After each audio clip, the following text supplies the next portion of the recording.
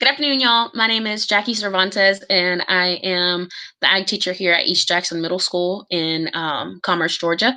And I have a different dynamic here at the middle school. I only have sixth and seventh grade. Our eighth graders go over to the high school campus, which can be a great thing and a not so great thing. But in the classroom, I try to keep things up and going, upbeat, motivated, just because seventh and sixth grade, you kind of have to be at that level with them. And I love doing any sort of review activities because we don't play games in my class. We do activities. And one of those activities that I learned that the kids absolutely go bonkers over is GimKit. Now, it's similar to what your Kahoot would be. It's similar to what your Quizlet Live would be. It's similar to what your quizzes would be. But with GimKit, they get to have like power ups and attacks on other people. So I'm going to be showing how I use GimKit in my class and what that looks like if you haven't seen one. I do have some volunteers that are going to be as my students since my students have gone home. But let me share my screen so that you guys can see what I deal with GimKit. Let me do that now. Um, but when I first was introduced to this, I completely loved it. I think it's just super fun. So when you open up GimKit, the neat part about it is that our school has an account through GimKit, so it's free to us. If it's when I first started it, it wasn't free, so I had a limit as to how many GimKits I could make. The other account I had I think 5 was a max, but that was plenty for what I needed at that point. Now with this account, I only have 2 so far, but it works just like it did before. But the one that we did with the class last week was the habitats one. And that one was it tied in with the habitat stuff that we were doing in class, and it worked out really well. So to start this, to create one, I went over here to New Kit and I titled it. So this one can be titled, let's just do habitats. Now, choose English as a language. Subject, I went ahead and chose STEM just because they don't have any sort, that's what closely correlates to ag. So chose STEM, and then you can choose a picture. You can choose any of these pictures that's what the kids see what the students see whenever they open it up. And I like this little buddy right there. And then this pops up. So the really cool part about GimKit, and probably one of my favorite features that this has, besides the getting to do power-ups, is the fact that you can import questions from other kits that have already been created. It saves time, and it shows that other people are actually using it as well, which is really neat. So what I usually do is I go to add from question bank. And so on the search for kits, you start typing what your topic is. So I go to search for kits and I go to habitats. And you come up with all of these questions, all of these kits that have already been created. Now, if you want to get more specific, you can always do habitats in Georgia. That's what we focused on. So I clicked on this first one, and this is literally all of the information that we were teaching. Whoever created this, shout out to you. Thank you. I appreciate you. But this is how you import questions from different kits. So if you want to add this question, you can press add question and immediately adds to it. And it has all of the answer choices, and it has the correct answer chosen, and it goes straight into your kit. You just have to press the add question button. If you see a kit that you really enjoy and you think that all the questions are pretty legit, you go to add all questions and it adds them all in there for you.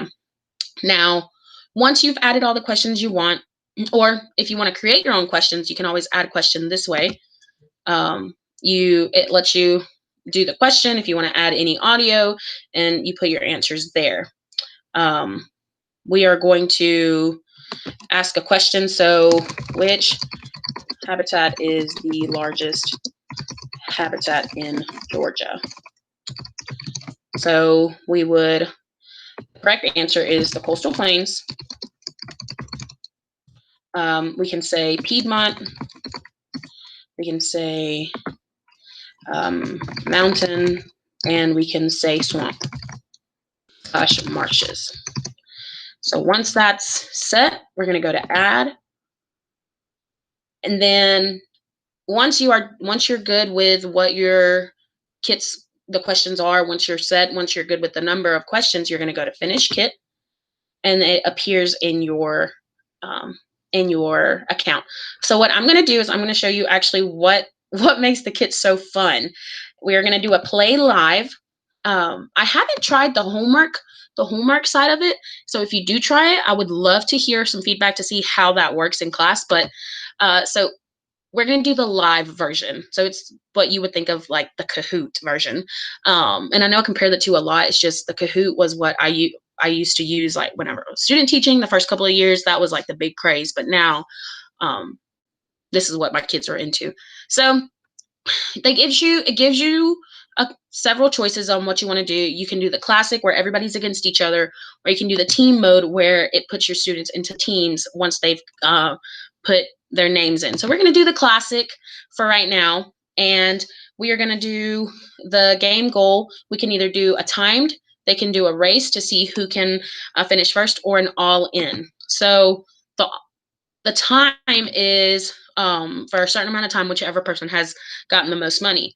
The race is all the players are racing to be the first one to reach whatever cash goal it is. The all in is where the students try to earn um, the most, like they're all trying to earn a certain amount of money. So I usually do the I usually do the time, and depending on how long you want to do it for, I usually do it no more than like 7 or 8 minutes, just because after a while it just gets repetitive and they're not as into it anymore. So we can do a 3 minute, or let's do a 2 minute one for right now. Now, you get the students starting cash. The cash is what's going to give them their power ups. I always try to give them at least $50 worth of startup cash, just so that they can start buying power ups when they first get going. And then your handicap, you can set all these things as you want. Um, they like the music too. The music is what gets them really. It's different, and it's like uppity and like upbeat. So I try to leave that music on, and usually whenever it was a Kahoot, I would always turn it down just because it gets so, in the background. But this one, they really, really like the music, and they get a chance to change the music up during the kit, so that's really cool too. So I just add my options, see how I want them, and then and where it says clean power ups only, that is not that it kind of stressed me out there at the beginning, but they can't hurt the other players if you do clean power ups only.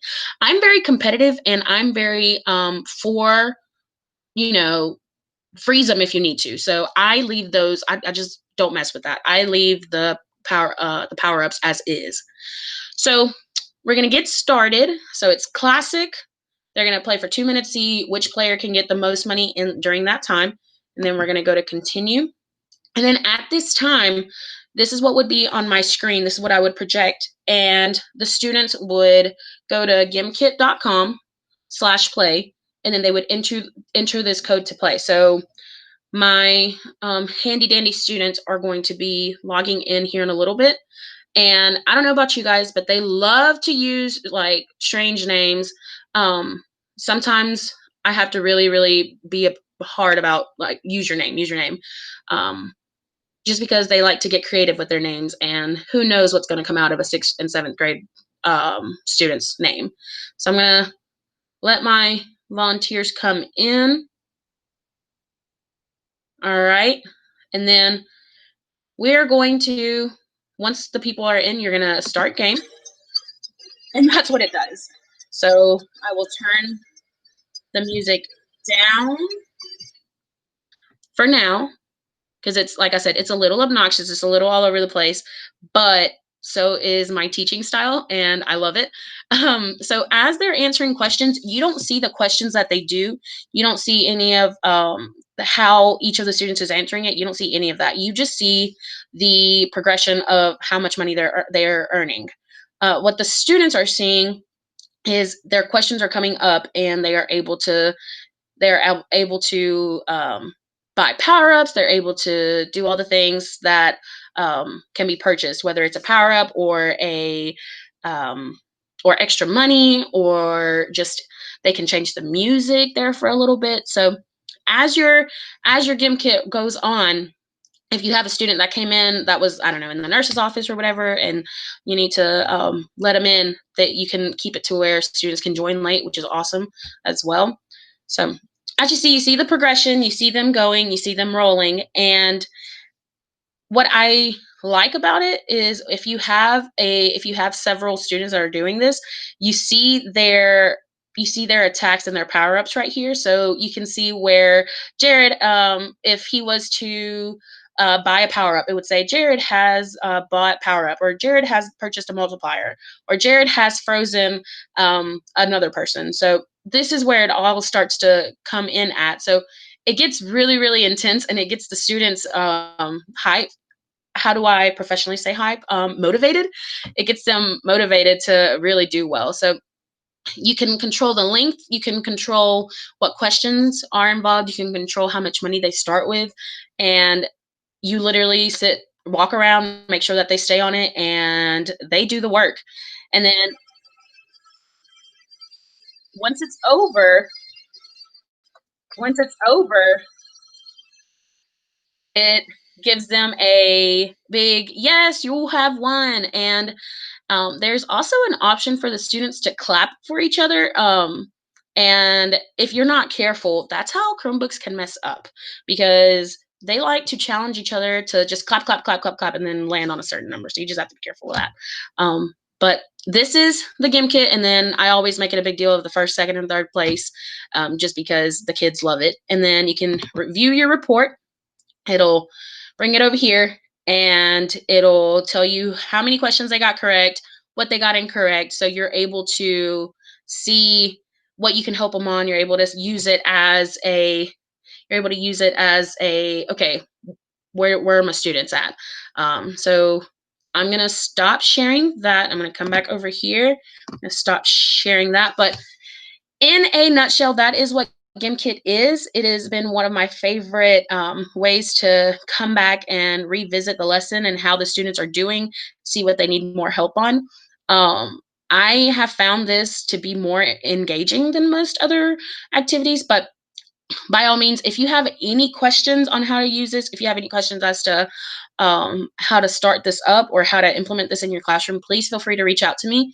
My email is jcervantes, it's JCERVANTES at jcss.us.